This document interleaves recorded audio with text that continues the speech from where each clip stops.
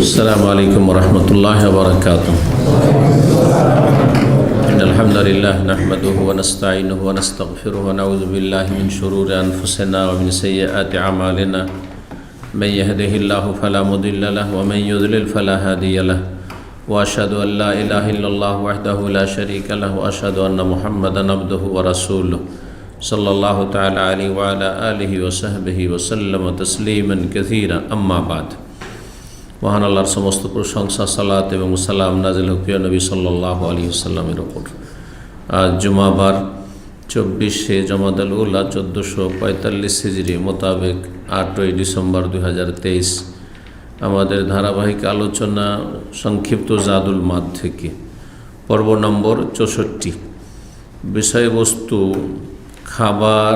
খাওয়ার ক্ষেত্রে বা পানাহারের ক্ষেত্রে রাসূলুল্লাহ সাল্লাল্লাহু আলাইহি ওয়াসাল্লামের আদর্শ। যদিও লেখক এখানে শুধু খাবারের কথা বলেছেন, কিন্তু পান করার বিষয়টিও তাতে সামিল।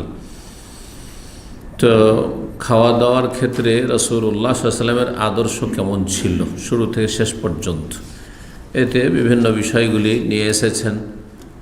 ইসলামের দৃষ্টিতে যেভাবে খাওয়া দাওয়া করা উচিত বলছেন লেখক, ওয়াকানা ইজা ওয়াদা ইয়াদাহু ফিত তাআমি ক্বালা বিসমিল্লাহ। রাসূলুল্লাহ সাল্লাল্লাহু আলাইহি ওয়াসাল্লাম যখনই খাবারে হাত রাখতেন বলতেন বিসমিল্লাহ। কি বলতেন? বিসমিল্লাহ। হাদিসে শুধু বিসমিল্লাহ এসেছে, বিসমিল্লাহির রহমানির রহিম আসেনি। কিন্তু আইম্মা কেরাম ওলামাদের মাঝে ইখতিলাফ হয়েছে যে কেউ যদি বিসমিল্লাহির রহমানির রহিম বলে তো সেটা কেমন, বলা ঠিক না ঠিক নয়, আর ঠিক হলে সেটা উত্তম নাকি শুধু বিসমিল্লাহ বলা উত্তম, এই নিয়ে বিভিন্ন মত রয়েছে। যেটা আমরা বললাম যে হাদিসে কিন্তু শুধু বিসমিল্লাহ বলার কথা এসেছে, সাম্মিল্লাহ মানে আল্লাহর নাম উচ্চারণ করো বা বিসমিল্লাহ বলো। সুতরাং হাদিসের ওপর যদি আমল করতে হয় তো বিসমিল্লাহ বলা উচিত। শুধুমাত্র কি বিসমিল্লাহ মানে বিসমিল্লাহ আকুল, আল্লাহর নামে আমি শুরু করছি। যেই কাজটি শুরু করছেন সেই ক্রিয়াটি ওখানে উজ্জ্ব আছে। খাওয়া দাওয়া শুরু করছেন তাহলে এখানে আকল উজ্জ্ব আছে, বিসমিল্লাহ আকল, আমি আল্লাহর নামে খাচ্ছি বা খাওয়া দাওয়া শুরু করছি। পান করছে বিসমিল্লাহ আশরাব, এখানে মাহজুফ মানে উজ্জ্ব আছে। পড়া শুরু করছে বিসমিল্লাহ আকরাও, আমি আল্লাহর নামে আমি পড়া শুরু করছি, পড়ছি। বিসমিল্লাহ আক্তব, লিখতে শুরু করছি বিসমিল্লাহ, এইভাবে আর কি। আর কেউ কেউ বলেছেন এমন একটা ফেল মানে ক্রিয়া ওখানে উজ্জ্ব মানব যে সব জায়গায় এটা ফিট হবে, মানে প্রত্যেকটা কাজের জন্য সেই কাজ অনুযায়ী আমি এত ক্রিয়া চেঞ্জ করব না। তাহলে শুরু করছি বললে হয়, কারণ সব কাজই শুরু করা চলবে, ফিট হয়ে যাবে। শব্দটি শুরু করা, আরম্ভ করা কথাটি এমন যে সব কাজে ফিট হবে। খাওয়া শুরু করছি, পান করা শুরু করছি, ঘুমানো শুরু করছি, হ্যাঁ বাথরুমে যাওয়া শুরু করছি ইত্যাদি, তাই না? উজু শুরু করছি। বিসমিল্লাহে আবদাও বা বিসমিল্লাহে আশরাও, বাদাই আবদাও মানে শুরু করা, আর সারাই আশরাও মানে শুরু করা। শুরু করা কিন্তু আরবি শব্দ, কিন্তু শুরু মানে আরম্ভ করা। বাংলা এমনভাবে হয়ে গেছে শুরু কথাটি তো মনে হচ্ছে যে বাংলা, কিন্তু আসলে কিন্তু শুরু হচ্ছে আরবি শব্দ। সারাই আশরাও শুরু ওয়ান মাজদার শুরু। তো বিসমিল্লাহ বলা হাদিসে আসলো। বিসমিল্লাহির রহমানির রহিম বললে প্রথম ইখতিলাফ জায়েজ না না জায়েজ। অধিকাংশ ওলামারা বলছেন বিসমিল্লাহির রহমানির রহিম বলা জায়েজ। একমাত্র আল্লামা আলবানীকে দেখছি যে উনি বলছেন যে যেহেতু হাদিসে বিসমিল্লাহ শুধু এসেছে, সুতরাং বিসমিল্লাহর অতিরিক্ত বলা জায়েজ নয়, সুন্নাত নয়, সুন্নাতের খেলাফ। তার মানে তার কাছে তিনি জায়েজ মনে করছেন না এটি। আর এরকম ফতো অনেকেই দিয়ে থাকেন, যেহেতু শেখ আলবানী রাহিমাহুল্লাহ এটি তাহকিক গবেষণা, তার মত এটি। কিন্তু ইমাম নওয়াবী, তারপরে আরও অন্যান্য আরও মাইকেরাম, অধিকাংশ দেখা যাচ্ছে তারা বলছেন বিসমিল্লাহির রহমানির রহিম বলা যাবে। হ্যাঁ বলা যাবে, তো বলা যাবে সমস্ত প্রায় ওলামায়ে কেরাম বলছেন যাবে, একমাত্র অল্প কিছু আলেম ছাড়া। এখন বলা যাবে তাদের মাঝে আবার ইখতিলাফ যে এখন কোনটা ভালো, তাহলে যেটা হাদিসে স্পষ্ট শুধু বিসমিল্লাহ বলে ক্ষান্ত হওয়া বেশি উত্তম নাকি বিসমিল্লাহির রহমানির রহিম বলা উত্তম। অধিকাংশরা বলছেন যারা কোরআন এবং হাদিসের অনুসারী আর জায়েজ মনে করছেন বিসমিল্লাহির রহমানি বলাকে, তারাও বলছেন যে বিসমিল্লাহ শুধু বল, এটি ভালো, কারণ আপনি সুন্নতের পাবন্দি করলেন আপনি। আর যদি আর রহমান রহিম বলে তো সেটা জায়েজ।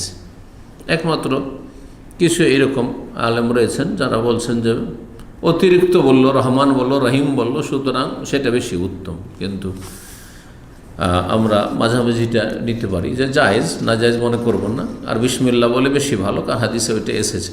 কিন্তু কেউ যদি বিসমিল্লাহির রহমান রহিম বলে তাহলে আপত্তি করবেন না। কারণ খাওয়া দাওয়ার সময় দেখা যায় অনেকে বিসমিল্লাহির রহমান রহিম, অনেকে বলেন না আপনি বিসমিল্লাহির রহমান কেন বললেন। তো অনেকে আহলে হাদিস আমাদের দেশে আপত্তি তুললেন। আপত্তি না করে যারা আপত্তি তুললেন তাদের মসলাক হচ্ছে আলবানির মসলাক, আলবানি রহমাহুল্লাহ যেটাকে নাজায়েজ বলেছেন সেই জন্য। তো যাই হোক, অতিরিক্ত বলা জায়েজ, জি, উত্তম বলা যাবে না। নবী সাল্লাল্লাহু আলাইহি ওয়াসাল্লাম তাহলে খাওয়ার শুরু কি বলতেন? বিসমিল্লাহ বলতেন। ও আমারা বেজালেক, শুধু বলতেন নয় বরং তিনি নির্দেশও দিয়েছেন, একটা কাজ নিজেও করতেন এবং হুকুম দিয়েছেন। গুরুত্ব তাহলে আরও বেড়ে গেল, তাগিদ বেড়ে গেল। ওয়াকুলু, আর তৃতীয় গুরুত্ব হচ্ছে বিসমিল্লাহ বলা, আর বিশেষ করে খাবারের সময়, অন্য নামল নয়, খাবারের সময় বিশেষ করে আরও বেশি গুরুত্বপূর্ণ। কেন? নবী সাল্লাল্লাহু আলাইহি ওয়াসাল্লাম বলছে ইযা নাসিয়া, কেউ যদি শুরুতে বিসমিল্লাহ বলতে ভুলে যায়, খাওয়ার শুরুতে প্রথমখানে ভুলে গিয়েছেন, বেশ কিছুক্ষণ পরে খাওয়া দাওয়া করছেন, ওই অবস্থায় মনে হয়েছে, মাঝামাঝি চলে গেছেন, একবার শেষ দিয়ে চলেছে, তারপরে মনে হয়েছে, খাওয়া দাওয়া একবার শেষ হয়ে যায়নি, চলছে, মনে হয়েছে, ফালিয়াকুল, যদি স্মরণে আসে বলেন বিসমিল্লাহ ফি আউয়ালিহি ওয়া আখিরিহি, আল্লাহর নাম উচ্চারণ করছি শুরুতে এবং শেষে, সবসময় আল্লাহর নাম আমি উচ্চারণ করছি। এই হাদিসটি মুসনাদ আহমদে রয়েছে, আবু দাউদের, তিরমিজিতে রয়েছে এবং আল্লামা আলবানী হাদিসটিকে সহি বলেছেন যে কেউ যদি বিসমিল্লাহ ভুলে যায় তাহলে বিসমিল্লাহে ফি আউয়ালিহি ওয়া আখিরিহি বলবে। হাদিসুন সহিহুন, ইমাম ইবনুল কাইয়িম বলছেন হাদিস সহি এটি। আর একটি মসলা এখন আসলো যে বিসমিল্লাহ খাবার আগে বলতে হবে, কিন্তু খাবারের আগে খাওয়া শুরু করার বিসমিল্লাহ বলা সুন্নাত না ওয়াজিব? কি জানা আছে? সুন্নাত। এর সাথে কেউ যদি সুন্নাতে মুআক্কাদা বলে তবু ঠিক আছে, কারণ নবী সাল্লাল্লাহু আলাইহি ওয়াসাল্লাম নিজে বলেছেন, তারপরে নবী সাল্লাল্লাহু আলাইহি ওয়াসাল্লাম বলতে বলেছেন, নবী সাল্লাল্লাহু আলাইহি ওয়াসাল্লাম বলেছেন ভুলে গেলে যদি মনে হয়ে যায় পরে তো এইভাবে বলিও, মানে সেটার ঘাটতি পূরণ করে বিসমিল্লাহ ওয়াল আখিরিহি। তারপরে আরেকটা পয়েন্ট আছে, নবী সাল্লাল্লাহু আলাইহি ওয়াসাল্লাম বলেছেন কেউ যদি বিসমিল্লাহ খাবারের আগে না বলে তাহলে শয়তান তার সাথে শেয়ার করে, শয়তান খেতে থাকে। চারটা দিক হয়ে গেল গুরুত্বের, এই জন্য সুন্নাতে মুআক্কাদা, খাবারের আগে বিসমিল্লাহ বলা কি সুন্নাতে মুআক্কাদা। কিন্তু ইমাম ইবনুল কাইয়িম রাহিমাহুল্লাহ ভিন্ন মত পোষণ করেছেন এখানে। তিনি বলছেন যে সুন্নাতে মুআক্কাদা শুধু নয়, ওয়াজিব। তাহলে কেউ যদি বিসমিল্লাহ না বলে সে গুনাহগার। ওয়াজিব বলা মানে যদি না বলে কেউ তাহলে সে গুনাহগার, বিশেষ করে মনে থাকে, মনে না থাকলে ভুলে গেলে আল্লাহ অনেক সময় মাফ করবেন। কিন্তু ওয়াজিব কাজ মনে আছে তারপরে কেউ যদি না বলে বা অবহেলা করে, বলেই না, অভ্যাস নেই, তাহলে গুনাহগার, ওয়াজিব ত্যাগকারী সে। তাই বলছেন ওয়াসসাহিহ, আর সঠিক মত হচ্ছে কার কাছে? লেখকের কাছে। ওজুবু তাসমিয়াতে ইনদাল আকলি, খাবারের সময় মানে খাবার যখন শুরু করছেন তখন বিসমিল্লাহ বলা ওয়াজিব, বিসমিল্লাহ বলা ওয়াজিব। ব্যতিক্রম এটি মত, এ মতটি খুব কমই মানুষ জানে যে খাওয়ার সময় বিসমিল্লাহ বলার গুরুত্ব অন্যান্য কাজের চাইতে বেশি। পড়ার সময় একটা বই পড়ছেন, বিসমিল্লাহ বলা সুন্নাত, ওয়াজিব কেউ বলেনি, কিন্তু খাবারের সময় ওয়াজিব।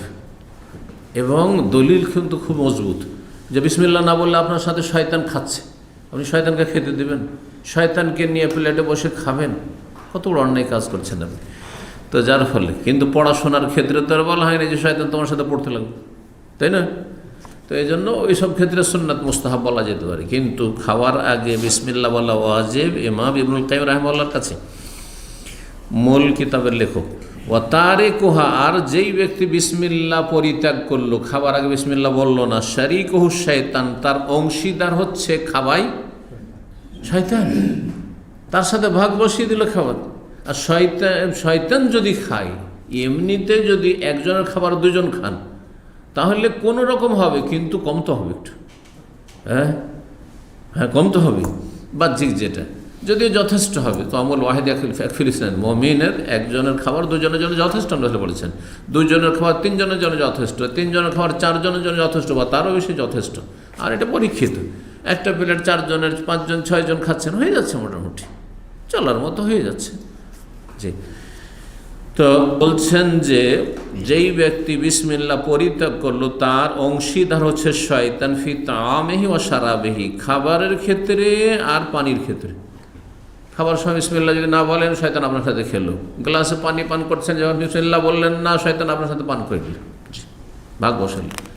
এক তো ভাগ বসালো, আরেকটা যেটা দিক ক্ষতিকর দিক সেটা হচ্ছে যে শয়তান আল্লাহর দুশমন আর মুসলিমের দুশমন, আদু মুমিন প্রকাশ্য শত্রু, আল্লাহ কোরআনে বলছেন। সে যদি আপনার সাথে অংশীদার হয় তাহলে আপনার খাবারে বরকত থাকবে না, বরকত থাকবে না। আরে কোনো ভালো আল্লাহর মখলুক ভালো মানুষ যদি খায় তাহলে তাতে বরকত হবে, কিন্তু খারাপ মানুষকে খাওয়াইলে কি বরকত হবে? বরকত হবে না।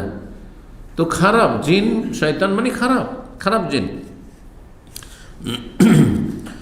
বলছেন ইবনুল কাইয়িম, ওয়াহাদিসুল আমরে বিহা সারিহাতুন সাহিহাতুন সারিহাতুন ওয়ালা মুআরিদ লাহা।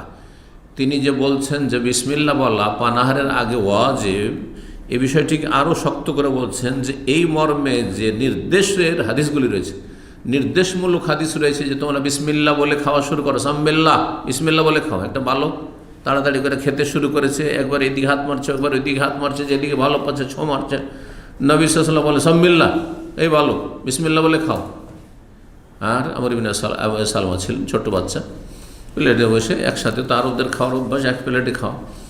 তো ভালো ভালো খাবারটা আগে ছোটো বাচ্চাদের যেমন অভ্যাস থাকে, এরকম ছোটো বাচ্চাদের মতো বদ অভ্যাস বুড়োদেরও কারো আছে, কারণ ভালোটা আগে টেনে নেবে। দেখছে রানটা ওই সাইডে পড়ে গেছে, ঘুরিয়ে দিল মুরগিটাকে, না প্লেটটাকে দিল ঘুরিয়ে, ছোটো বাচ্চাদের মতো ছোটো লোকই কারোবার। তো বিসমিল্লাহ বলার যে হুকুম রয়েছে সেই হাদিস হচ্ছে সহিহ, জয়ীফ নয়, সারিহ এবং ক্লিয়ার, স্পষ্ট, বিসমিল্লাহ বলো। জি, ওয়ালা মুআরিদ এর বিপরীত কোনো হাদিস নেই যে বিসমিল্লাহ বলার ক্ষেত্রে কোনো ছাড় আছে, ডিসকাউন্ট আছে, বিসমিল্লাহ বলো নাই না বলো, বললে ভালো না বললে অসুবিধা নেই, এমনও কোনো হাদিস নেই। ওয়ালা ইজমা ইউসাউবিকু মুখালাফাত, আর এমন কোনো মুসলিম উম্মার ওলামাদের ইজমা ঐক্যমত নেই যে আপনি হাদিস বিরোধী বিপরীত কাজ করে বিসমিল্লাহ বলবেন না, এমনও কিছু নেই। তারপরে বলছেন ওয়াজিব কেন বললাম, ওয়াহাল তাজুল ও মুশারাকাতুশ শায়তান বিতাসমিয়াত আহাদিল জামা। আচ্ছা, ধরে একসাথে একদল কয়েকজন খাচ্ছেন, তার মধ্যে দুই একজন বিসমিল্লাহ বলল বা একজন বলল, ফারজে কিফায়া সবার পক্ষ থেকে আদায় হবে না, সবাইকে বিসমিল্লাহ বলতে হবে। হ্যাঁ, ইমাম শাফি রাহমাহুল্লাহর মত যে দলের একজনও যদি বলে দেয় কাজ হয়ে গেল, এই মতের খণ্ডন করছেন, মানে ইমাম শাফি রাহমাহুল্লাহর মতের বিপরীত তিনি কথা বলছেন ইমাম ইবনুল কাইয়িম, যে এটা ঠিক নাই এই মতটি। যেমন সালামের ক্ষেত্রে আছে, সালামের ক্ষেত্রে শরীয়তের বিধান কি, এদিক থেকে 5 জন আসছেন, হ্যাঁ, আর ওইদিকে ধরেন 5 জন 10 জন 50 জন বসে আছেন, জরুরি নয় যে সালাম আলাইকুম সালাম আলাইকুম 5 জনকে সালাম বলতে হবে, একজন দুইজন বললেই যথেষ্ট হয়ে গেল সালাম বলা। ও জবাব দেওয়ার ক্ষেত্রে 50 জনের মজলিসে বসে আছে, সবাইকে ওয়ালাইকুম আসসালাম বলতে, এটা জরুরি নয়, বললে মুস্তাহাব, ফরজে কিফায়া 2-4 জন এক বলে দিল ওয়ালাইকুম আসসালাম, যথেষ্ট, যথেষ্ট। সালামের ক্ষেত্রে এটা যথেষ্ট, কিন্তু বিসমিল্লাহ বলার ক্ষেত্রে কি যথেষ্ট? ইমাম শাফি বলছেন তাহলে কিয়াস করেছেন ওই সব মাসলার উপর, সালামের মাসলার উপর, বলছেন না বিসমিল্লাহ প্রত্যেককে বলতে হবে। দলিল যুক্তি কি? ইবনুল কাইয়িমের যুক্তি খুব মজবুত। তিনি বলছেন আচ্ছা বলুন তো, 5 জন এক প্লেটে খাচ্ছেন আর তার মধ্যে 3 জন বিসমিল্লাহ বললেন, 2 জন বললেন না, তাহলে এই যে 2 জন বললেন না আর 3 জন বলেছেন, এখন শয়তান আপনাদের প্লেটে বসতে পারবে না পারবে না? পারবে। একজনও যদি না বলে তবু বসবে। এর দলিল হাদিস আছে, 2টো হাদিস সামনে নিয়েও এসছেন। তাহলে প্রত্যেকে, শয়তানকে যদি বঞ্চিত করতে হয় আপনার খাবারে শেয়ার করা থেকে বা খাবার খাওয়া থেকে, তাহলে প্রত্যেকে বিসমিল্লাহ বলতে হবে, প্রত্যেকে বিসমিল্লাহ বলতে হবে। ইমাম শাফির মত ঠিক নয়, এই কথা বলতে চাইছেন কে? ইমাম ইবনুল কাইয়িম রাহিমাহুল্লাহ। তো বলছেন যে ওয়াহাল তাজুল মুশারাকাতুশ শায়তান বিতাসমিয়াত আহাদিল জামা, একটি দলের কোনো একজন বিসমিল্লাহ বললে শয়তানের অংশীদার হওয়া কি দূরীভূত হবে?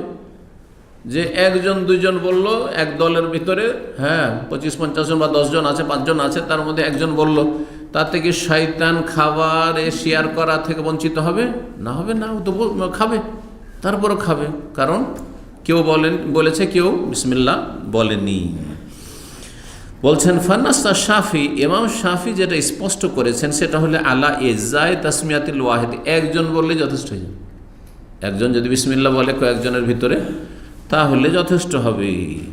ওয়াকাদিও কালো, কিন্তু এর উত্তর দেওয়া যেতে পারে, ইমাম শাফির মতের উত্তর দেওয়া যেতে পারে, মানে খণ্ডন করা যেতে পারে, তার মতটি ঠিক নয় বলতে চাইছেন কি, যে লা তারতাফে মুশারাকাতু শায়তান লিল আকিলি ইল্লা বিতাসমিয়াতি হুয়া, যতক্ষণ পর্যন্ত ওই ব্যক্তি বিসমিল্লাহ না বলবে ততক্ষণ পর্যন্ত তার সাথে শরীক হবে। আমি বিসমিল্লাহ বললাম, প্লেটে কয়েকজন আমার সাথে খাচ্ছেন, আমার সাথে শয়তান শেয়ার করতে পারবে না, কিন্তু আপনি যে আমার পাশে বসে খাচ্ছেন, আপনি বিসমিল্লাহ বলেন, আপনার সাথে হয়ে শেয়ার করবে, আপনার সাথে হয়ে শেয়ার করবে। জি, তো বলছেন যে শয়তানের শরীক হওয়া দূরীভূত হবে না খাবার যিনি খাচ্ছেন তার সাথে, ইল্লা বেতাসমিয়াতি হওয়া, যতক্ষণ পর্যন্ত ওই ব্যক্তি যার মাধ্যমে শয়তান শরীক হচ্ছে সে বিসমিল্লাহ না বলবে, তার মানে সবাইকে বলতে হবে। বলছে তিরমিজিতে একটি হাদিস রয়েছে, এবং ইমাম তিরমিজি হাদিসটিকে সহিহ বলেছেন মায়েশা রাদিয়াল্লাহু তাআলা আনহা থেকে। হাদিসটি শোনেন দলিল, যে একজনও যদি রাসূলুল্লাহ সাল্লাল্লাহু আলাইহি ওয়াসাল্লামের প্লেটে দস্তরখানে আর একজন বেদুইন তাড়াতাড়ি এসে খেতে বসে বিসমিল্লাহ বলেনি, শয়তান এসে হাজির। বলছেন কানা রাসূলুল্লাহ ইয়াকুলু তাআমান ফি সিত্তাতি মিন আসহাবিহি, রাসূলুল্লাহ সাল্লাল্লাহু আলাইহি ওয়াসাল্লাম একদিন খাবার খাচ্ছিলেন তার 6 জন সাহাবী সাথী সঙ্গে নিয়ে, 6 জন সাথী এক দস্তরে বসে খাওয়া দাওয়া করছেন। ফাজা আরাবিয়ন, তারপরে একজন বেদুইন আসলো, বেদুইন সভ্যতাও জানে না, তিনিও শিখেনি, মাসলা মাসাইল জানে না, একজন বেদুইন আসলো।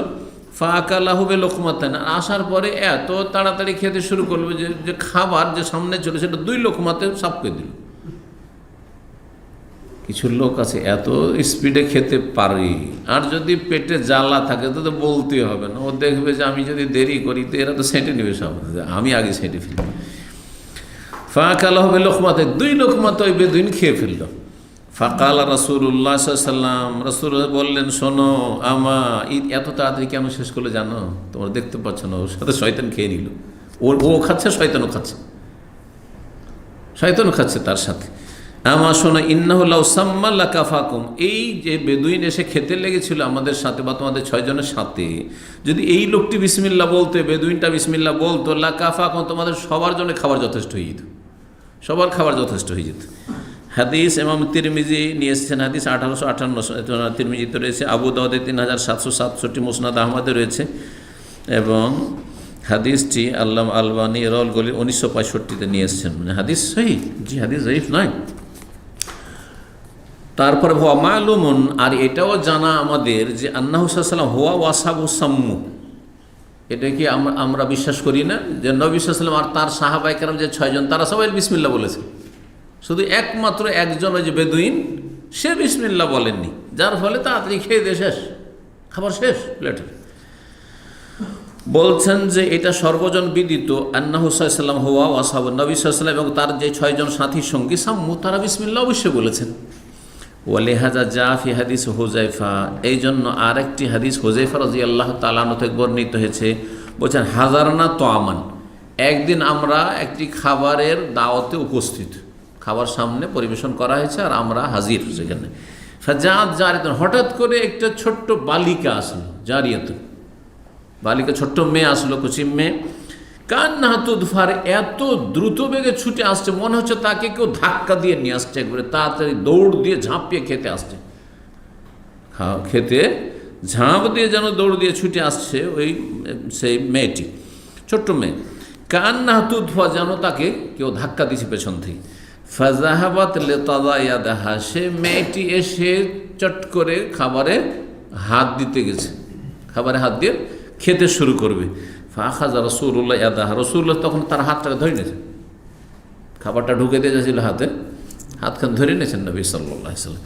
সুম্মা জা আরাবিয়ুন, তারপরে ওই মজলিসে আর ওই একই ঘটনাতে বলছে আরেকজন বেদুইন আসলো।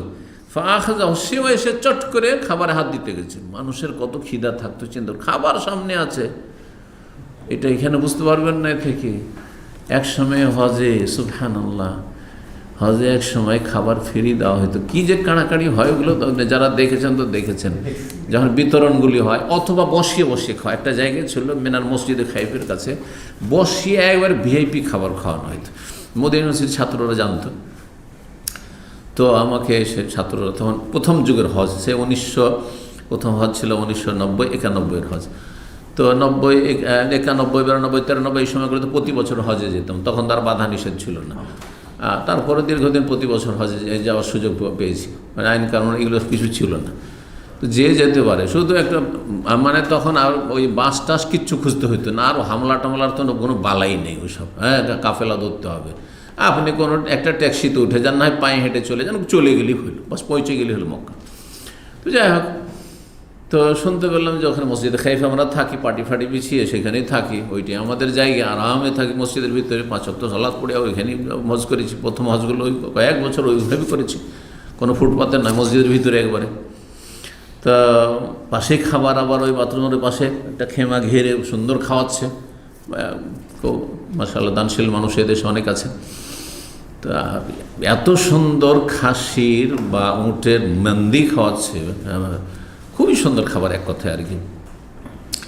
তো গেলাম একবার, গিয়ে দেখে খুব ভিড়, তার মধ্যে মেজরিটি হচ্ছে মাসরি, এরা এইসব কাজে সব আগে, তো মেজরিটি মাসরি।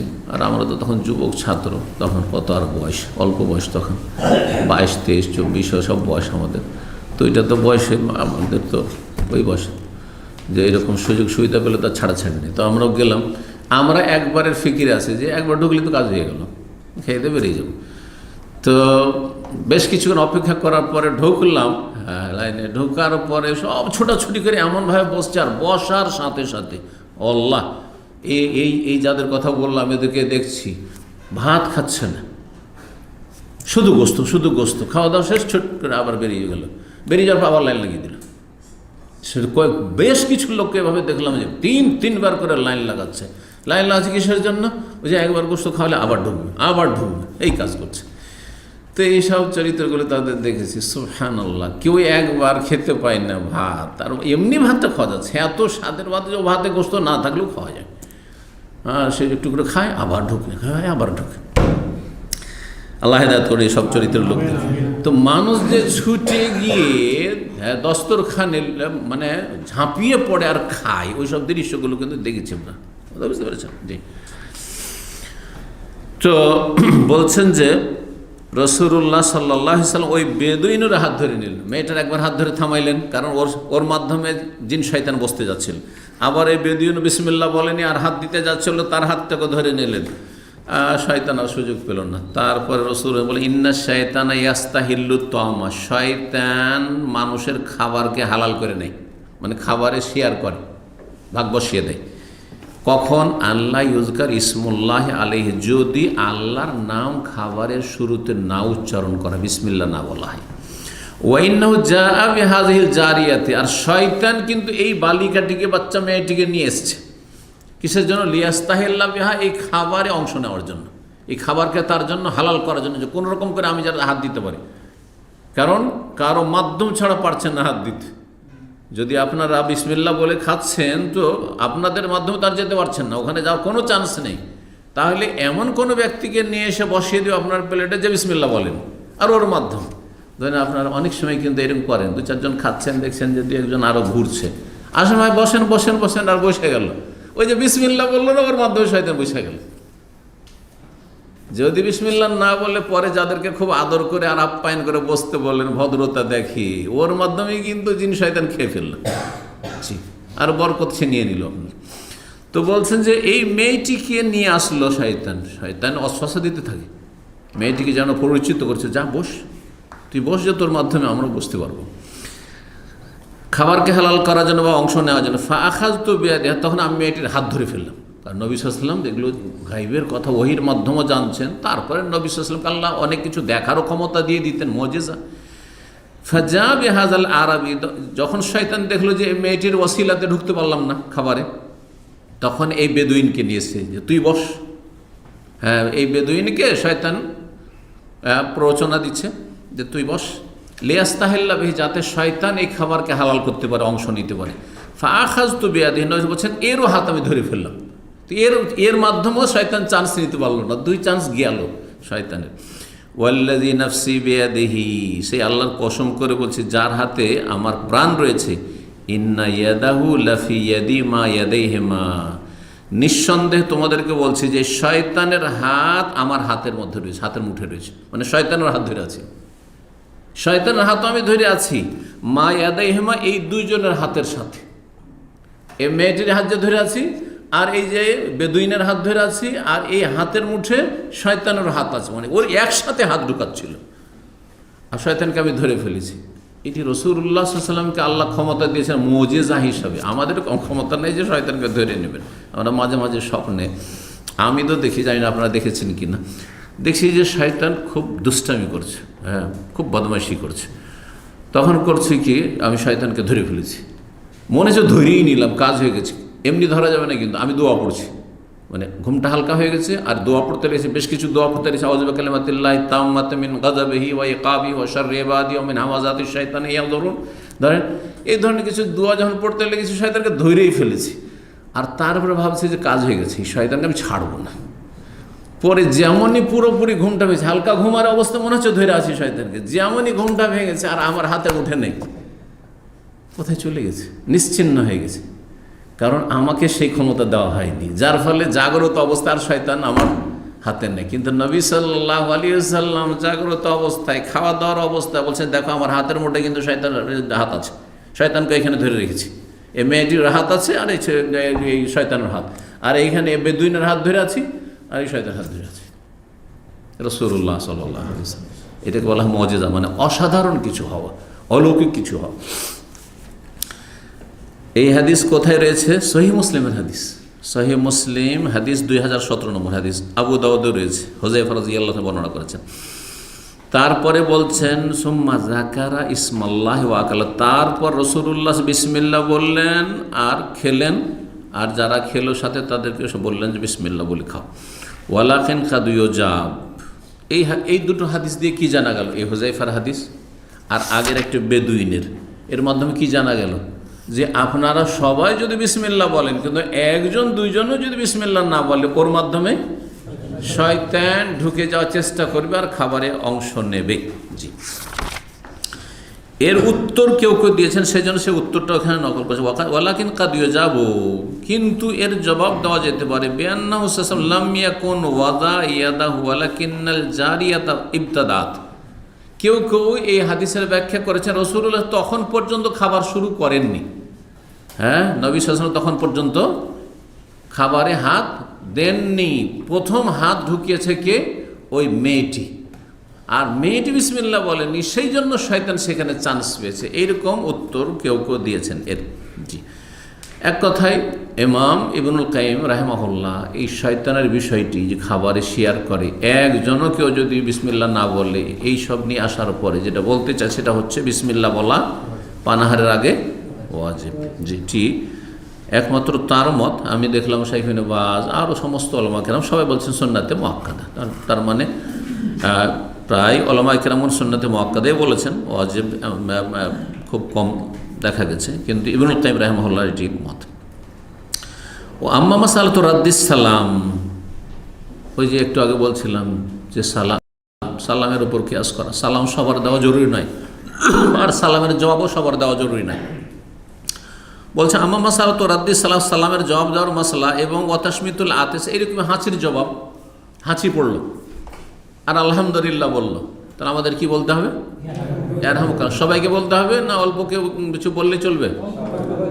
দুই একজন বললেই হয়ে যাবে, একজন দুইজনও বলে সবার পক্ষ থেকে হয়ে যাবে, এটা সালামের মতো। এই দুটো যে মাসলা ফাফিহিমা নাজরুন, এতে আপত্তি রয়েছে। এটাকে এর উপরে কিয়াস করা বা এটাকে যুক্তি হিসাবে পেশ করা ঠিক হবে না। বলছেন ওয়াকাদ সাহা আনহু সাল্লাল্লাহু আলাইহি ওয়াসাল্লাম, নবী সাল্লাল্লাহু আলাইহি ওয়াসাল্লাম থেকে সহিহ সূত্রে প্রমাণিত, ইজা আতাসা আহাদুকুম, তোমাদের কারো যদি হাঁচি পড়ে, ফাহামিদাল্লাহ, আর আল্লাহর প্রশংসা করে, মানে আলহামদুলিল্লাহ বলে, ফাহাক্কুন আলা কুল্লি মুসলিমিন সামিআহু আন ইয়াশমিতাহু বা আন ইউশাম্মিতাহু, তাহলে প্রত্যেক মুসলিম যে তার আলহামদুলিল্লাহ শুনল, তার ওপর তার হক হচ্ছে, ওই ব্যক্তির যার হাঁচি পড়েছে তার হক হচ্ছে আইয়সাম্মেতাহু, কি, যে তার হাঁচির জবাবে ইয়ারহামুকাল্লাহ বলবে। তাহলে এই হাদিস কি প্রমাণ করে? যে এক দুইজনের বলা, ইয়ারহামুকাল্লাহ বলা যথেষ্ট নয়। তাহলে ইবনুল কাইয়িম রাহিমাহুল্লাহর মত এখানেও অন্যরকম। তিনি বলছেন না, যেটা জমহুর অধিকাংশ ওলামারা বলছেন, যে হাঁচির জবাবের ক্ষেত্রে কিছু লোক বলে দিলেই চলবে না। আপনি যখন আলহামদুলিল্লাহ শুনেছেন তাকে বলতে, তাহলে আপনাকে প্রত্যেককে বলতে হবে, যদিও বিষয়টি সুন্নাত, ওয়াজিব না। হাদিস এটি সহিহ বুখারীতে রয়েছে এবং সহিহ মুসলিমে রয়েছে। ওয়াইন সুল্লিম আল হুকম ফিহিমা, আর যদি মেনেই নেওয়া যায়, বলছেন মেনেই নেওয়া যায় যে প্রত্যেকে বলতে হবে না, ফারজে কেফায়ের মতো বা সুন্নাতে কেফাই, ফরজ তো নাই, সুন্নাতে কেফাই, যে কিছু লোক বললেই হয়ে গেল হাঁচির জবাব আর সালামের জবাব। ফাল ফারকু বাইনাহা ওয়া বাইনা মাসআলাতিল আকলি যাহিরুন, খাবারের বিষয়টি আর হাঁচির জবাব আর সালামের জবাবের বিষয়, এই দুটো বিষয় কিন্তু ভিন্ন। কেন ভিন্ন? বলছে ফাইন্নাশ শাইতানা ইন্নামা ইয়াতাওয়াসসালু ইলা মুশারাকাতিল আকল।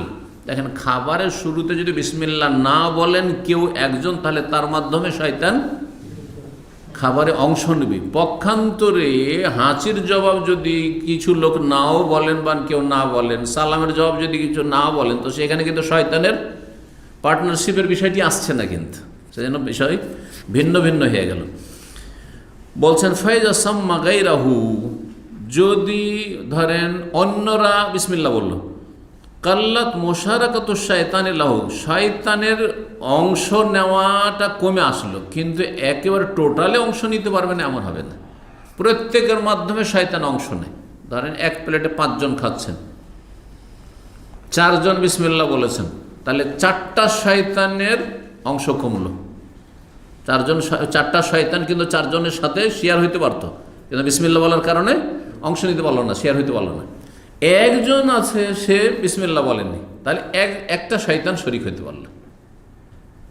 সবাই যদি বিসমিল্লাহ বিহীন হতো, কেউ যদি বিসমিল্লাহ না বলতো, তাহলে শয়তানের সংখ্যা বেড়ে যেত।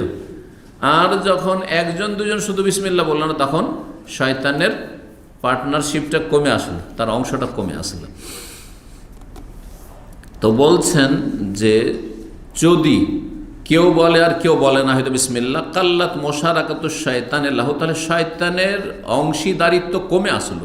ওয়াতাবকাল মুশারাকাতু বাইনাহু বাইনা মান ইয়াসাম্মি, আর যেই ব্যক্তি বিসমিল্লাহ বলেনি তার সাথে কিন্তু শেয়ার করলো, তার সাথে শয়তান শরীক হয়েছে। ওয়ায়ুযকারু আনহু সাল্লাল্লাহু আলাইহি ওয়াসাল্লাম, নবী সাল্লাল্লাহু আলাইহি ওয়াসাল্লাম থেকে আরও বর্ণিত হয়েছে, আন্নাহু কানা ইযা শারিবা, নবী সাল্লাল্লাহু যখন পান করতেন, পান করার বিষয়, এখন খাওয়া দাওয়ার বিষয়টি আর ওই মশলা শেষ হলো। বলছেন নবী সাল্লাল্লাহু যখন পান করতেন কোনো কিছু, তানাফাসা ফিল ইনায়ে সালাসাতা আনফাসিন, 3 বার শ্বাস নিতেন। নবী সাল্লাল্লাহু 3 বার শ্বাস নিতেন, কিন্তু এই 3 বার যে শ্বাস নিতেন সেটা কি গ্লাসের ভিতরে?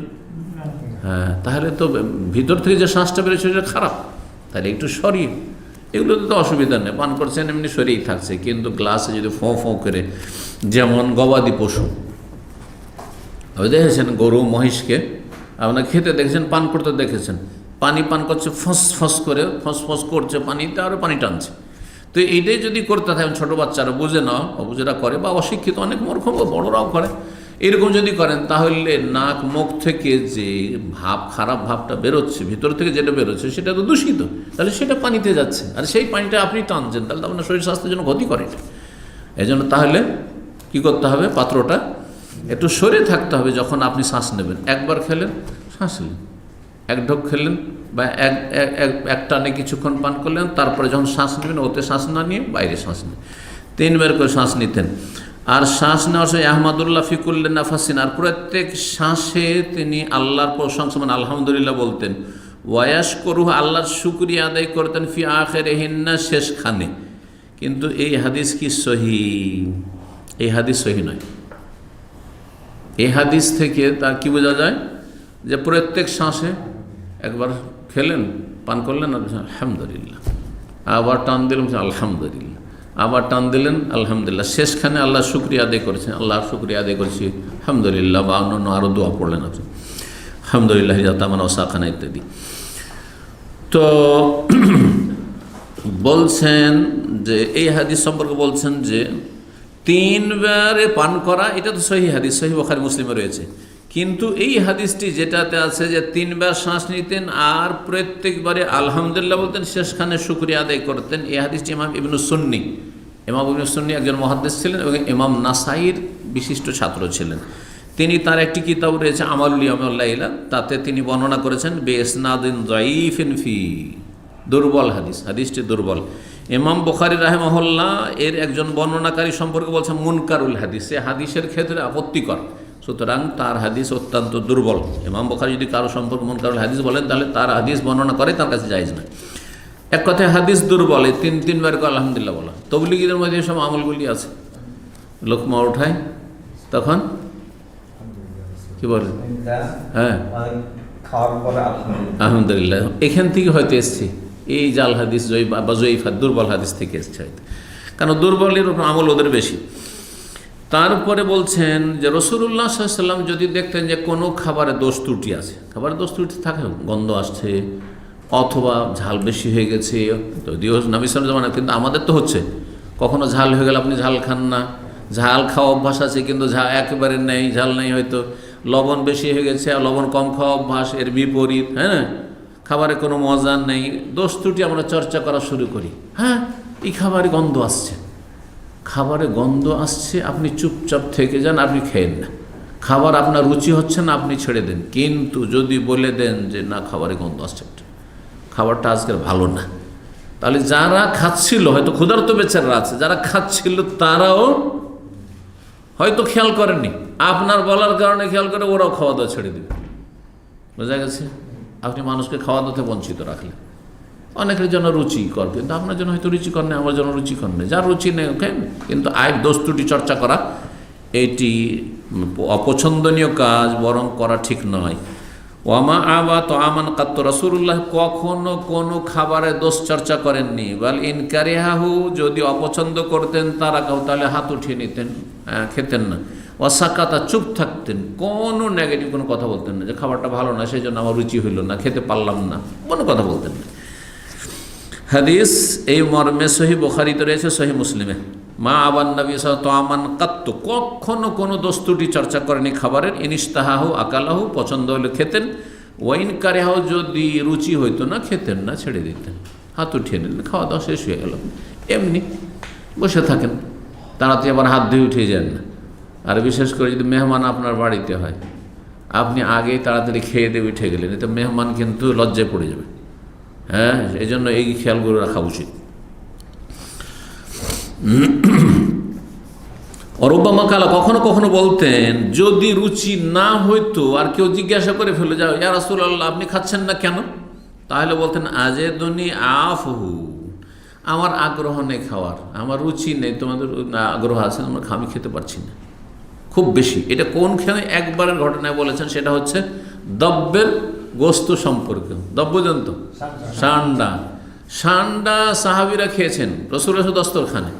রাসূলুল্লাহ সাল্লাল্লাহু আলাইহি ওয়াসাল্লামকে মদিনায় সাহাবীরা, ইয়া রাসূলুল্লাহ আপনি সান্ডা খান না, হাত উঠিয়ে নিলেন, লাস্তু আকুলু ওয়া লাস্তু হারাম, আমি খাবো না আর তোমাদের জন্য হারাম বলছি না। ওকিলা আলা মায়দাত রাসূল, দস্তরখানে খাওয়া দাওয়া হয়েছে, সবাই সান্ডা খাচ্ছে, কোনো অসুবিধা নেই। কাঁকড়া, আমাদের দিনী ভাইরা অনেকে কাঁকড়া খেয়েছে, আমার সামনে সবাই খাচ্ছে, বলছে আমি খাবো না। কিন্তু একবার জোর করে না খান না, দেখি ঠিক আছে, বলছে সেম চিংড়ির মতো, সেম চিংড়ির মতো। দেখলাম আমি যেটা দিয়ে ওতে হাড় হাড্ডি ছাড়া আমি কিছু পাই না মনে হচ্ছে, এই জন্য আমার পোষায় না ওতে।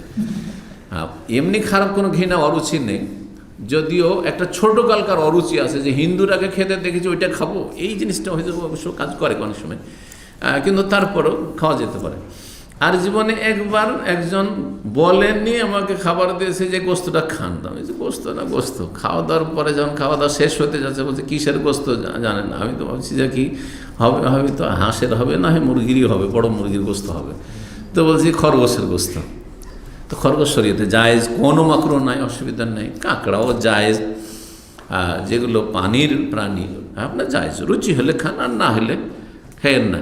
আচ্ছা, দব যদিও স্থল প্রাণী, রাসূলুল্লাহ সাল্লাল্লাহু আলাইহি ওয়াসাল্লাম সেটাকে জায়েজ বলেছেন এবং সাহাবীরা খেয়েছেন, নবী সাল্লাল্লাহু আলাইহি ওয়াসাল্লাম খাননি। তখন জিজ্ঞাসা করা হলো আপনি খাচ্ছেন না কেন ইয়া রাসূলুল্লাহ? তো বলে দেখো আমার রুচি হচ্ছে না এই জন্য যে আমার মাতৃভূমিতে এটা দেখিনি কোনো দিন। মানে ছোটো থেকে খাওয়া অভ্যাস না তাহলে খুব মুশকিল খাওয়া, কিন্তু এটা একটা পরীক্ষিত মানুষের এর স্বভাব। মাতৃভূমি হচ্ছে মক্কা, মক্কায় সান্ডা পাওয়া যায় না, কিন্তু মদিনায় সান্ডা পাওয়া যায়। তারপরে এই নাজদ এলাকা আল কাসিম রিয়াদ এগুলোতে সান্ডা পাওয়া যায়। তো নবী সাল্লাল্লাহু আলাইহি ওয়াসাল্লাম বলছেন যে আমার যেহেতু মাতৃভূমিতে কোনো দিন আমি পাইনি আর এই অভ্যাস নেই, সেজন্য আমার রুচি হচ্ছে না, তোমরা খাচ্ছ খাও, আমি খাচ্ছি না। জি। ওয়াকানা ইয়ামদাহু তাআমা আহিয়ানা, নবী সাল্লাল্লাহু আলাইহি ওয়াসাল্লাম কখনো কখনো খাবারের প্রশংসাও করতেন, বরং সাধারণ খাবার, সিম্পল খাবার তারও প্রশংসা করতেন। কাকাউলিহি, যেমন একবার বলেছিলেন নেমাল এদাম আল খাল্লু, কতই না সুন্দর তরকারি হচ্ছে সিরকা। সিরকা বুঝেন? ইংরেজি বুঝেন আজকাল, কিন্তু সিরকা বুঝেন না। হ্যাঁ, ভিনিগার, দেখেন ভিনিগার বলছে, ইংলিশ বলছে। হ্যাঁ, ইংলিশ বলছে কিন্তু সিরকা বুঝছেন। সিরকা উর্দু বাংলায় সিরকায় বলা হয়। আর কোনো বাংলা আছে? ভিনিগারই বলছেন। কেন ধার করে বলছেন তো সিরকা বলতে অসুবিধা কি? আর আরবি বলেন যদি ধারই করবেন তো আরবি ভাষার কাছে ধার করেন। আল খাল, এখানে লেখা আছে আল খাল। খাল আচারকেও বলা হয়, আর খাল সিরকাকে ভিনিগারকেও বলা হয়। আচারকে মুখাল্লালও বলা হয়, মানে মিক্স মুখাল্লাল।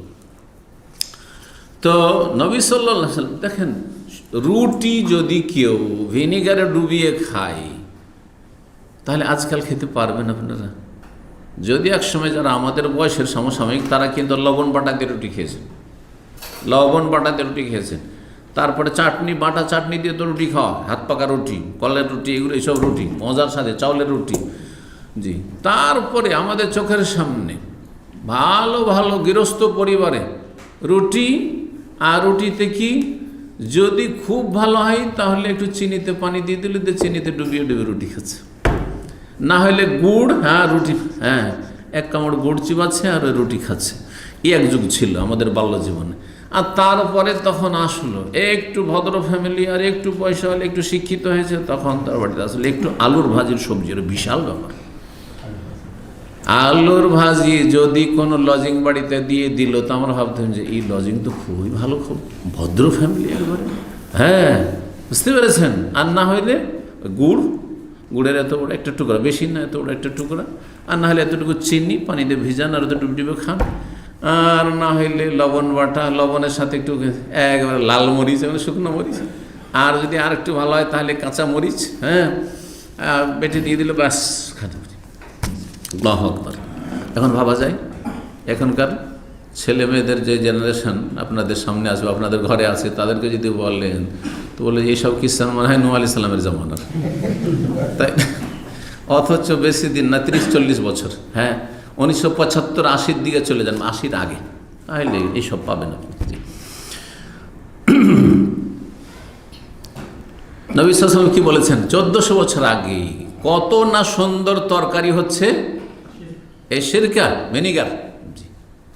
তা আচার দিয়ে খাওয়া, আচার দিয়ে ভাত খাওয়া, জানেন না? মাড় দিয়ে ভাত খাওয়া, পান্তা ভাত কি দিয়ে খাচ্ছেন? পান্তা ভাত একটু লবণ দিয়ে দিলেন, টেস্টি হয়ে গেছে, চলছে। এই না যে পান্তা ভাত ও তরকারি, কোথায় পাবেন এইসব? জি। তো এই হাদিস নেমালে তো শুধু তরকারি বললেন না, কতই না সুন্দর তরকারি। কেন বলেছেন? কারণ নবী সাল্লাল্লাহু আলাইহি সাল্লাম এক বাড়িতে তিনি মানে দাওয়াত দিয়েছে, বা তারা কিছু আপ্যায়ন করবে, কিন্তু হঠাৎ করে বাড়িতে কিছু নেই, গরিব মানুষ, কিছু নেই বাড়িতে। মাইন দানা ইল্লা খাল্লুন, ইয়া রাসূলুল্লাহ আপনাকে যে খেতে দেবো শুকনো একটু রুটি আছে, জবের রুটি, আর কোনো তরি তরকারিও নেই। আরে গোস্ত দূরের কথা, শাকসবজি কিছুই নেই, কিছুই নেই। কি আছে? একটু খাল আছে, সিরকা আছে, ভিনিগার আছে। তখন নবী সাল্লাল্লাহু আলাইহি সাল্লাম ভাবছেন যে এ তো মনে খুব কষ্ট পাবে যে নবী সাল্লাল্লাহু আলাইহি সাল্লামকে সিরকা দিয়ে রুটি খেতে দিলাম। তখন বললেন নেমাল এদাম আল খাল্লো, তাদের মন জয় করার জন্য, তাদেরকে খুশি করার জন্য কতই না চমৎকার তরকারি, তুমি যেমন তেমন মনে করি না, খুব সুন্দর তরকারি। এই খাল সিরকা হচ্ছে সুন্দর একটা তরকারি, সুন্দর একটা সবজি বলে দিলেন নবী সাল্লাল্লাহু আলাইহি সাল্লাম। কেন? তাতে এ বানলে কালবে মান কাদ্দাম, যেই ব্যক্তি পরিবেশন করেছে খাবার, তার মনের সান্ত্বনার জন্য। লা তাহজিল, উদ্দেশ্য এটা নয় যে সিরকা আপনার অন্য অন্য শাক সবজির চাইতে ভালো, বেগুনের চাইতে ভালো, তো আলুর চাইতে ভালো, তো অন্যান্য তরি তরকারির চাইতে ভালো, এটা উদ্দেশ্য আসলে নয়। নাই মামাতে কেন ভালো, যেটা এর চাইতে বেশি আর অন্য কিছু নেই, তো এটাই ভালো, এটাই ভালো।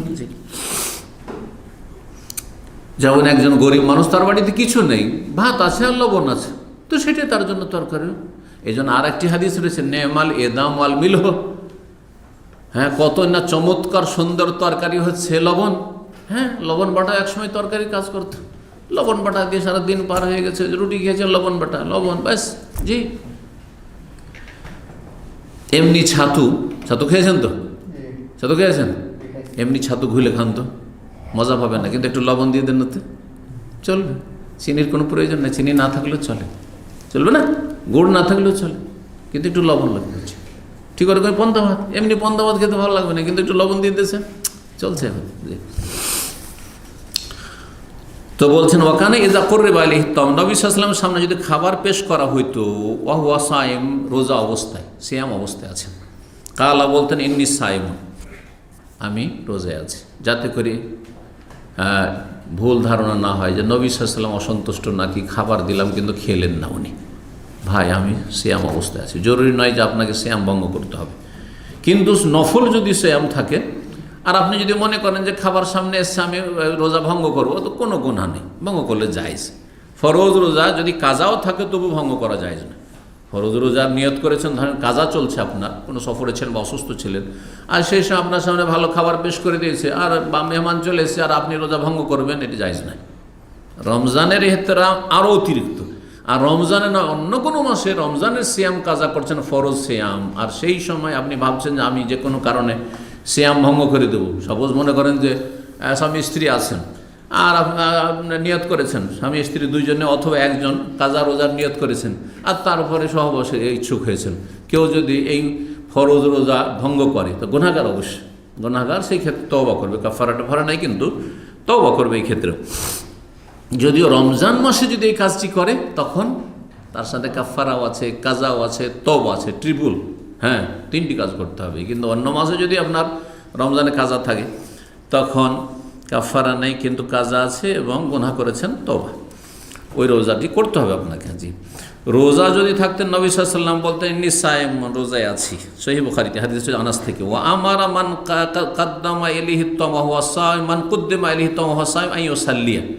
নবী সাল্লাল্লাহু আলাইহি ওয়াসাল্লাম বলেছেন, যদি তোমাদের কারো সামনে সিয়াম অবস্থায়, রোজা অবস্থায় আছো, আর খাবার পরিবেশন করলো, কেউ বলছে আসেন খাওয়া দাওয়া করেন, ডাকছে যে আসেন খাওয়া দাওয়া করি, মানে আমরা অনেকে বলছি রোজা রেখে এসছে, আর ধরেন বলছি যে খাওয়া দাওয়া করেন, তাহলে যদি না খান যে আমি রোজা ছাড়বো না ভাই, রোজা রাখবা, তাহলে আপনি কমপক্ষে দোয়া করে দেন, জাযাকাল্লাহ খাইর, আল্লাহ আপনার বরকত দিক।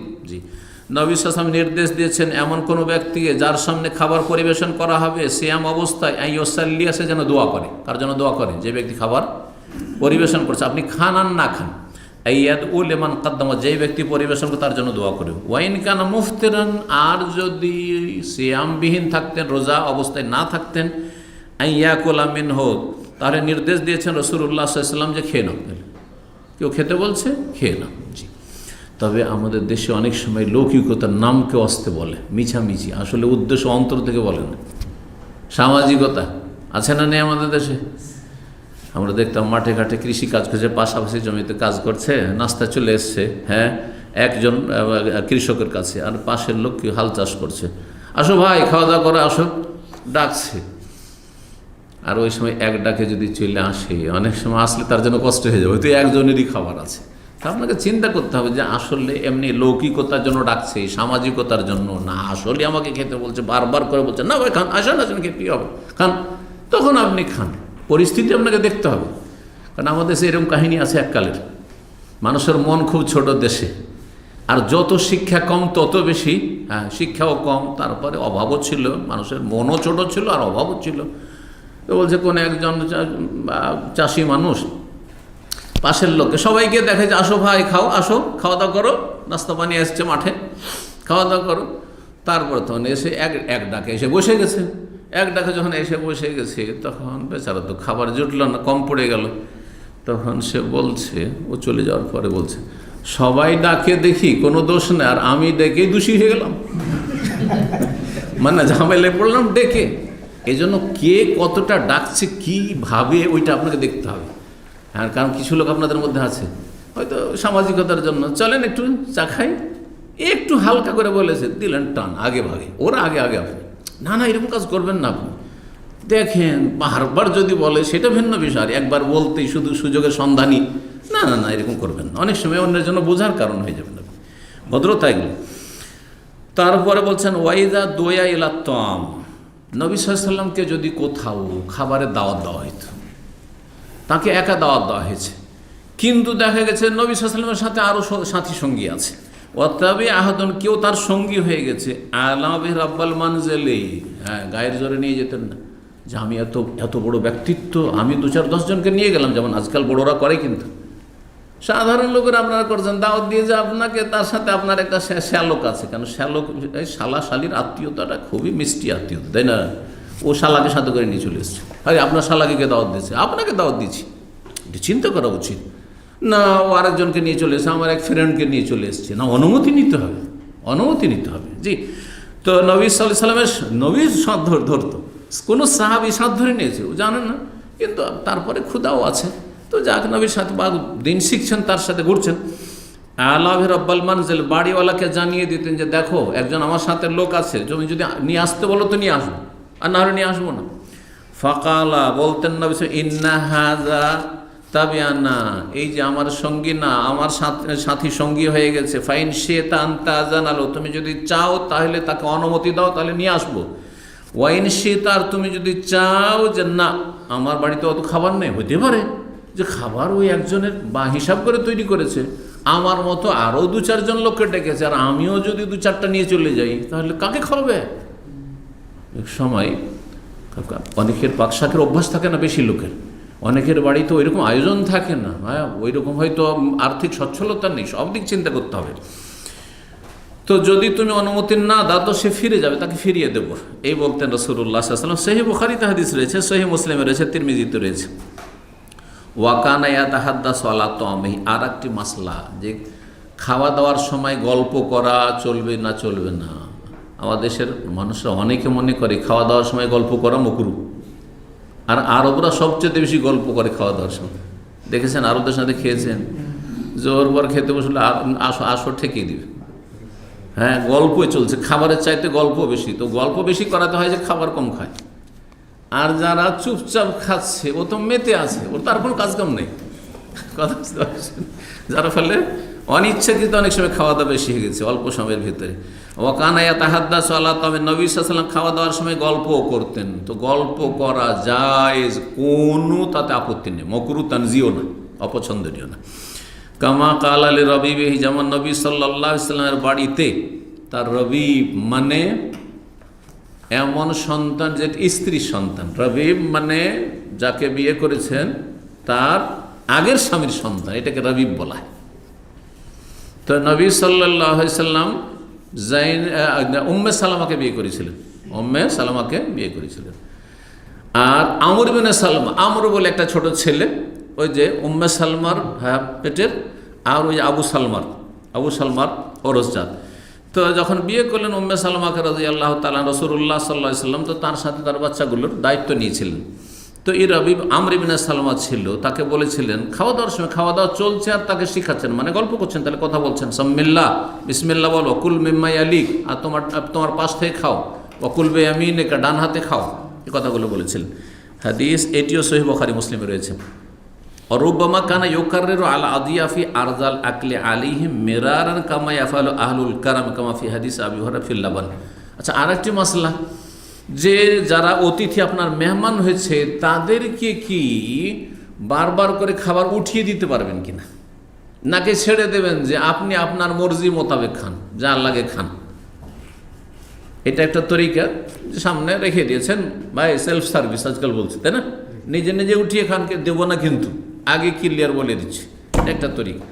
আর একটা তরিকা হচ্ছে যে এইটা বলার পরেও অনেক সময় উঠিয়ে দেওয়া, শেষ দিকে যা খেলো তারপরে একটু করে উঠিয়ে দিচ্ছেন, অথবা শুরু থেকে উঠিয়ে দেওয়া। কিছু কিছু অঞ্চল আছে যদি তুলে না দেন, উঠিয়ে না দেন, তো নিজে নিবেই না, ও না খেয়ে বিদায় হয়ে যাবে, এত ভদ্রতা আছে, মানে অশিক্ষিতদের ভদ্রতা কিন্তু এটা, বুঝতে পেরেছেন?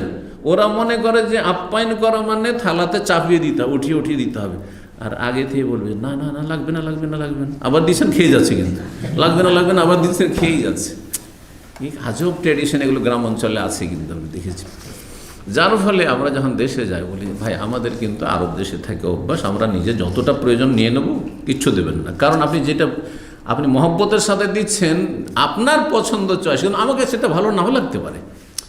এমন একটা সবজি চাপিয়ে দিলেন বা গোস্ত চাপালেন যেটা আমি খাবো না, মাছ এমন একটা চাপালেন এটা খাবো না, যেটা বেশি খাবো সেটা আমি নিয়ে নেবো রে ভাই, এই জন্য এটাই বেশি ভালো।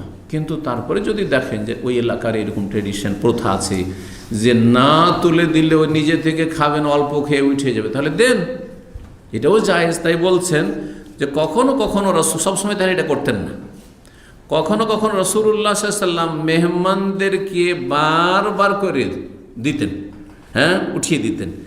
আরজাল আকলি আলী মেরারান, বারবার করে পরিবেশন করতেন, বারবার করে দিচ্ছেন, পরিবেশন করে দিচ্ছেন। কামা ইয়াফালু আহলুল কারম, যেমন দানশীল লোকেরা করে থাকে, হ্যাঁ যারা ওই রকম উদার মনের, বড় মনের, বেশি বেশি করে খাওয়াবো, বেশি সম্মান করবো, আপ্যায়ন করবো, তারা করে থাকে। যেমন আবু হুরায়রা রাদিয়াল্লাহু তাআলা আনহুর দুধের কাহিনীর হাদিসে রয়েছে, সবকে দুধ পান করাইতে করাইতে করাইতে শেষখানে আবু হুরায়রা বারবার করে আবু হুরায়রা পান করো পান করো, ইয়া রাসূলুল্লাহ আর পারছি না আর পারছি, এই পান করো আরও পান করো, বারবার করে ইয়া রাসূলুল্লাহ এখানে উঠে গেছে আর পারছেন, মা আজিদুল্লাহ লাহু মাসলাকান, আর কোনো জায়গাই নেই, জায়গা নেই। তবে এইরকমভাবে এত বেশি খাওয়া এটা অপছন্দনীয়, কিন্তু মাঝে মধ্যে কখনো যদি হয়, ক্ষুধার্ত বেচারা ছিল সেই জন্য, কিন্তু এমনিতেই শরীয়তের দৃষ্টিতে যত বেশি আপনি পেট পুরে খাবেন তত শরীর স্বাস্থ্যের ক্ষতি আর আমলেরও ক্ষতি আছে, ইমান আমলেরও ক্ষতি আছে, তত বেশি গুনহার মন মানসিকতা হবে। আর যত ক্ষুধাই থাকবেন, দেখেন রোজা অবস্থায় কোনার দিকে মনে যায় না, কেন? ক্ষুধায় আছেন সেই জন্য। পেট ভরলেই কিন্তু গুনহার সম্ভাবনা বেশি হয়ে যায়। এই জন্য সবসময় পেট ভরে থাকাটা একজন মুসলিমের জন্য ক্ষতিকর। ক্ষুধায় থাকলে অনেক ফায়দা রয়েছে, শারীরিক, মানসিক, ইমানি সব রকম ফায়দা রয়েছে। তো রাসূলুল্লাহ সাল্লাল্লাহু আলাইহি ওয়াসাল্লাম কখনো কখনো বারবার করে পরিবেশন করতেন। ওয়াকানা ইযা আকালা ইনদা কওমিন, কোনো সম্প্রদায়ের কাছে গিয়ে যদি মানে মেহমান হতেন আর খাওয়া দাওয়া করতেন, লাম ইয়াখরুজ, অতক্ষণ পর্যন্ত তাদের বাড়ি থেকে বেরোতেন না, হাত্তা ইয়াদুয়া, যতক্ষণ পর্যন্ত তাদের জন্য দোয়া না করতেন। আজকাল কিন্তু আমরা যারা সহিহ আকীদার অনুসারী অধিকাংশদের দেখি খাওয়া দাওয়া করলেন কিন্তু দোয়া করেন না। বেদাতিরা বেদাতি দোয়া করেন, সম্মিলিত মোনাজাত, যেখানে যে একটা মোনাজাত ধরে দিবে, তাই না? আর আপনার সুন্নতিটা কেন করেন না? দোয়া করেন। আচ্ছা, দোয়া নবী সাল্লাল্লাহু আলাইহি ওয়াসাল্লাম শুনিয়ে করেছেন। অনেকে বলে আমি মনে মনে করে দিলাম, না, মনে মনে করলে মনের যে একটা সান্ত্বনা, তৃপ্তি, এটা হয় না। ধরেন আমি খেলাম আপনাদের কারো কাছে, আর খাওয়া দাওয়ার পরে ভিতর ভিতর আমি দোয়া করলাম, বেজাহরিল গায়ব, চোখের আড়ালে, মনে মনেই দোয়া থেকে গেল। তো আপনি ভাবছেন শেখ আমার বাড়ি এত সুন্দর করে কষ্ট করে খাওয়াইলাম, কত আপ্যায়ন করলাম, কিন্তু একটা দোয়াও দিলেন না, হবে না? হবে না? আর না হইলেও একটা দিক আছে অবশ্যই।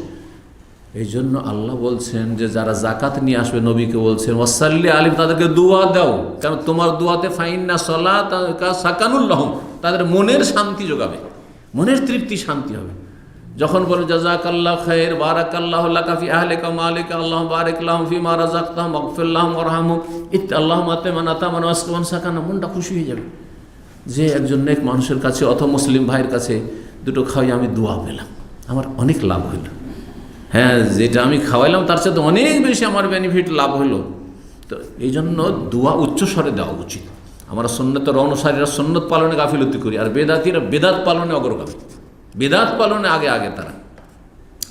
রাসূলুল্লাহ সাল্লাল্লাহু আলাইহি ওয়াসাল্লাম অতক্ষণ বাড়ি থেকে আরও বেরোতেন না যতক্ষণ তাদের জন্য দোয়া না করতেন। ওয়াজাকার আবু দাউদ, ইমাম আবু দাউদ বর্ণনা করেছেন আবুল হাইসামের ঘটনায়, ফাআকালু, খাওয়া দাওয়া করলেন, ফালাম্মা ফারাগু, যখন খাওয়া দাওয়া শেষ হলো, নবী সাল্লাল্লাহু আলাইহি ওয়াসাল্লামের সাথে সাথী সঙ্গীরা ছিলেন, বললেন আসিবু আখাকুম, তোমাদের ভাইকে যার বাড়িতে খেলে তাকে তোমরা খাবারের প্রতিদান দাও, মানে বদলা দাও।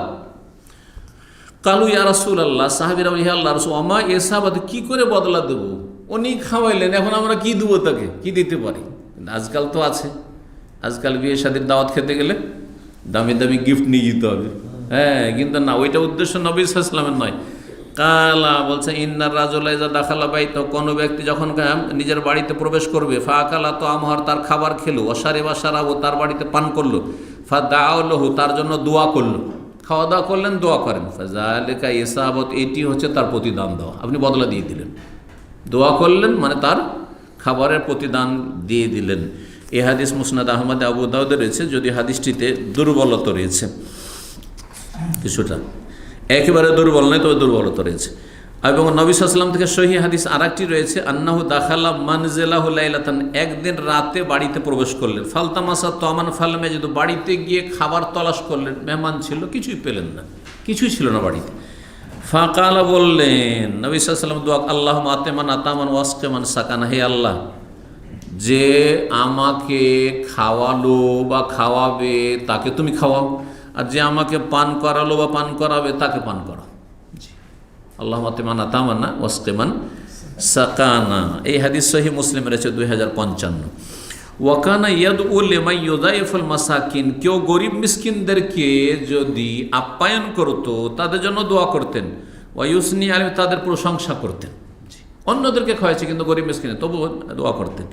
ওয়াকানা লা ইয়ানাফু মিন মুআকালাতি আহাদিন সগীরান কানা ওয়া কাবীরান, নবী সাল্লাল্লাহু আলাইহি সাল্লাম কারো সাথে খেতে বসতে কোনো রকমের নিজেকে ছোট মনে করতেন না, যে আমি এদের সাথে বসলে ছোট হয়ে যাব। হ্যাঁ, ইয়া আনাফু, আনফ থেকে, আনফ মানে নাক, আর আমাদের বাংলা ভাষাতে একটা নাক ছিটকানো, নাক ছিটকানো বুঝেন, মানে তাদের সাথে, তাদের লেভেলে আমি না, আমি ওপর লেভেলের। হ্যাঁ, নাক ছিটকানো, ওদের সাথে বসা চলবে না, ওদের সাথে খাওয়া দাওয়া চলবে না। যেমন আজকাল কিন্তু আছে বিজনেসম্যানরা বিজনেসম্যানের সাথে, যতগুলো পার্টি তাদের ওই লেভেলের পার্টি, ডাক্তারদের সাথে পার্টি, গরিব দেখবেন তাদের বাড়ি ঘরে, আমি দেখেছি এইরকম মহলগুলোতে দাওয়াতে গিয়ে তাদের লেভেল ছাড়া গরিব লেভেলের কোনো লোক নেই। এইরকমটা যেন না হয়। নবী সাল্লাল্লাহু আলাইহি সাল্লামের মজলিসে গোলাম, ছোট, নাবালক, সব রকমের, সব স্তরের লোক নবী সাল্লাল্লাহু আলাইহি সাল্লামের সাথে বসে খেতেন। জি, বলছেন নবী সাল্লাল্লাহু আলাইহি সাল্লাম কখনো নিজেকে ছোট মনে করতেন না, ভাবতেন না মিন মুআকালাত আহাদিন, কারো সাথে খেতে বসতে, সাগীরান, ছোট হোক, কানা ও কাবীরান, বড় হোক, হুররান, স্বাধীন ব্যক্তি হোক, অথবা দাস গোলাম হোক।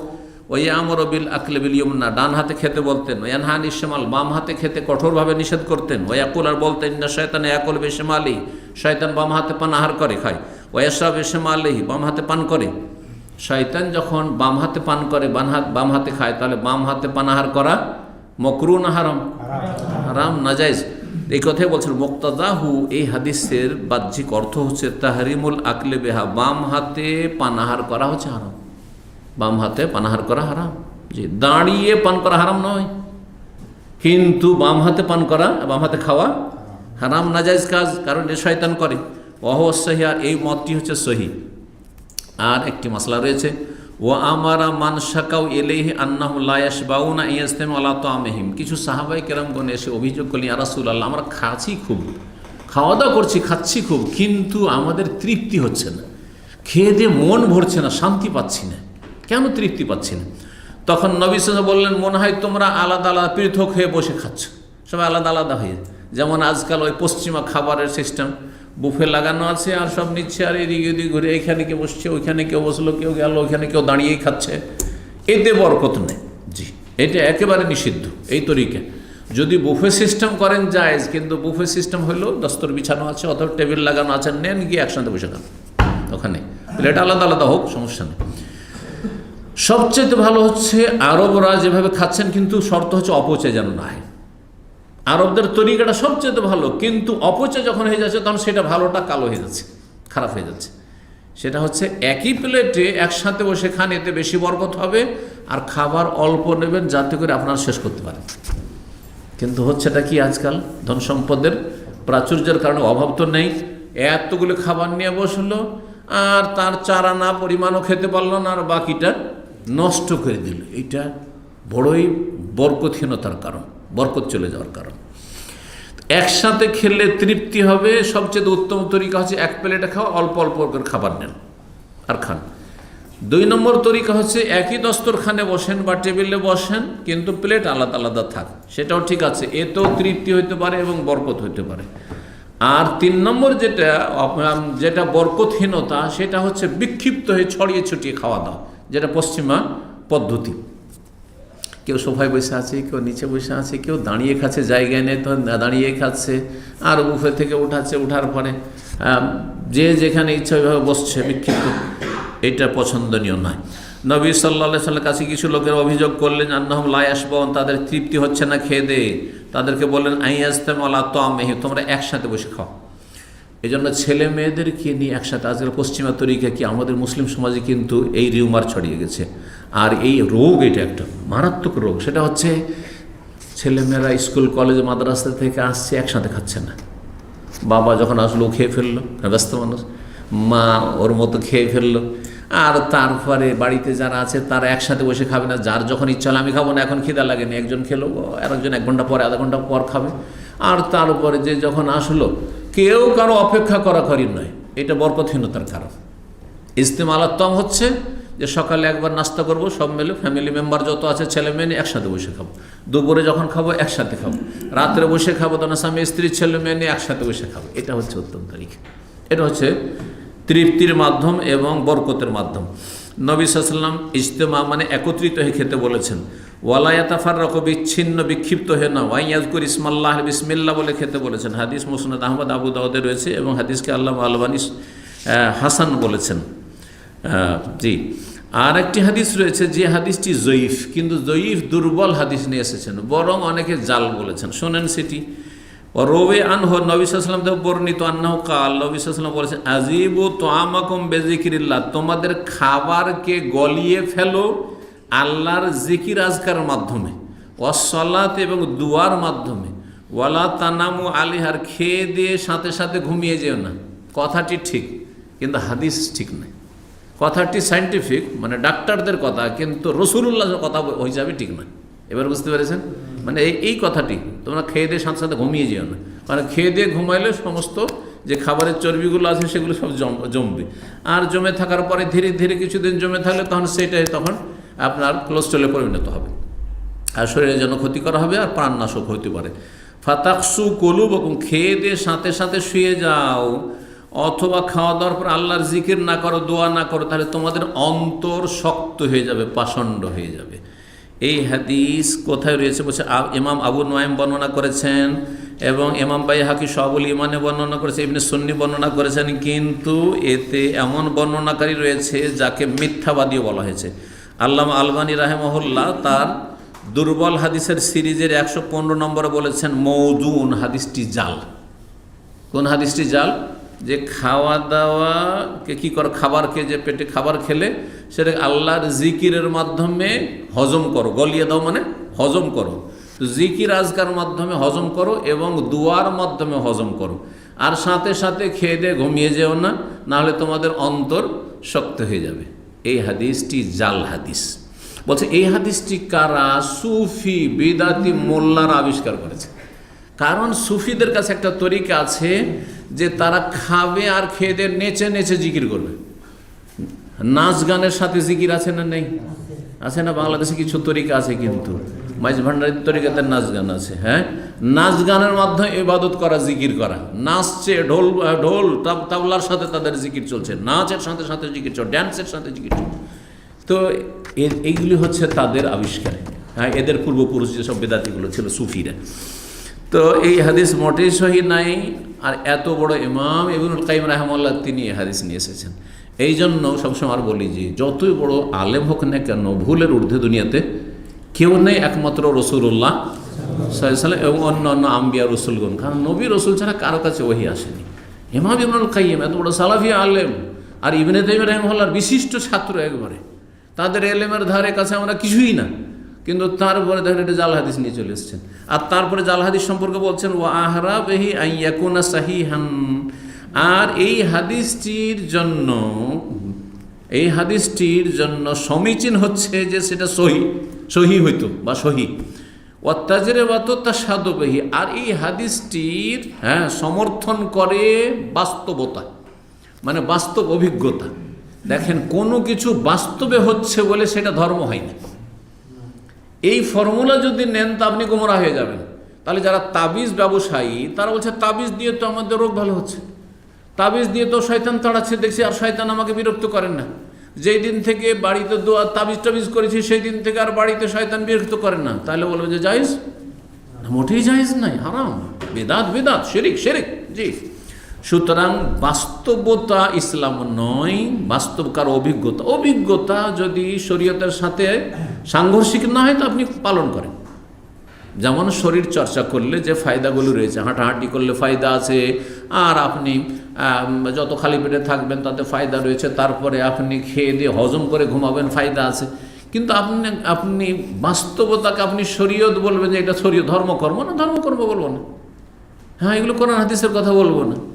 তো জাল হাদিস পেশ করার পরে বলছেন যে বাস্তবতা এর সমর্থন করে, এসব কথা যুক্তিসঙ্গত নয়। তো এই হাদিস আসলে সহি নয়। আল্লাহ তাআলা আলাম। আর এখানে আলোচনা শেষ হচ্ছে। সাল্লাল্লাহু সাল্লাম আলা নবিয়িনা মুহাম্মদ ওয়া আলা আলিহি ওয়া সাহবিহি আজমাইন।